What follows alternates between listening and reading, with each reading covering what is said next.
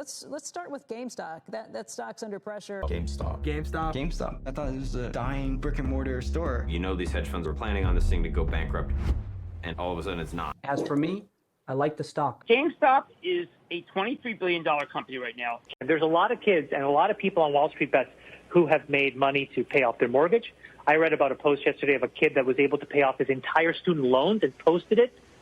That's amazing progress.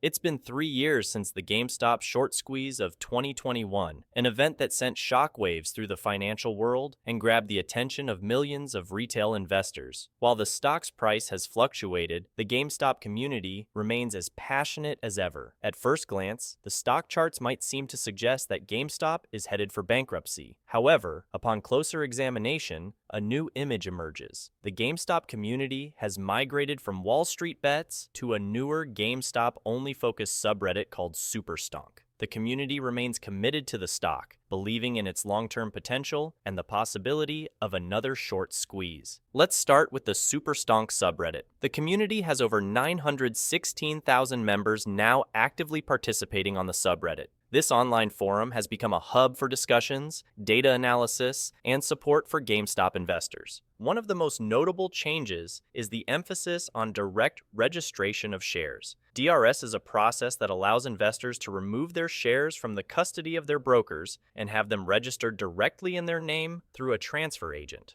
This gives investors greater control over their shares and prevents them from being lent out to short sellers. The community's belief in DRS is based on the idea that if enough shares are DRS'd, it will become impossible for short sellers to find shares to borrow, which will force them to cover their positions and drive up the price of the stock. In addition to DRS, the GameStop community continues to share research and analysis, share news about GameStop, and encourage each other to support the company by purchasing products and services. They remain optimistic about the stock's long-term potential and believe that their collective efforts can bring about a significant change in the financial markets.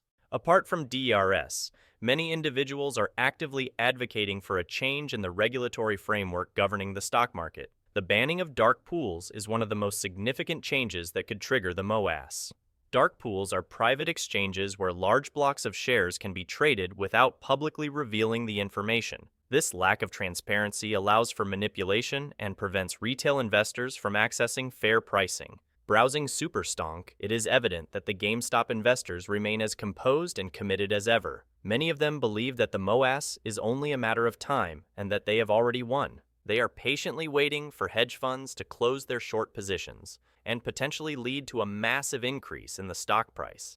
Even if you haven't been following closely the GameStop saga, you might have heard of the documentary Dumb Money or the Netflix docuseries Eat the Rich. Both of these pieces portray the GameStop community as a group of misguided individuals intent on disrupting the financial system, painting them as rioters and anarchists. The premise that simply holding a stock could destroy the economy is illogical. Isn't that a sign that the system itself is flawed? While these films and series may attempt to discredit the GameStop community, this may ironically serve as a tool to attract new members to the movement. This is a positive development, as it indicates that more people are becoming aware of the issues surrounding the stock market and the power of retail investors. The biggest and the most significant change is Ryan Cohen's appointment as CEO in 2023. His arrival meant a new era for the company, characterized by a strategic shift towards e-commerce and a focus on customer engagement. Cohen's vision for GameStop resonated with a passionate community of retail investors who had been calling for change. The company has shuttered underperforming stores, invested heavily in its e-commerce platform, and partnered with major gaming brands to expand its product offerings. These initiatives have contributed to a noticeable improvement in GameStop's financial performance. The company has implemented initiatives to enhance customer service, improve product availability, and provide a more engaging shopping experience. These efforts have been met with positive feedback from customers who have expressed appreciation for GameStop's renewed focus on their needs. Are you yourself a GME holder? Do you believe that the MOAS will happen? Let me know your thoughts. See you in the next one.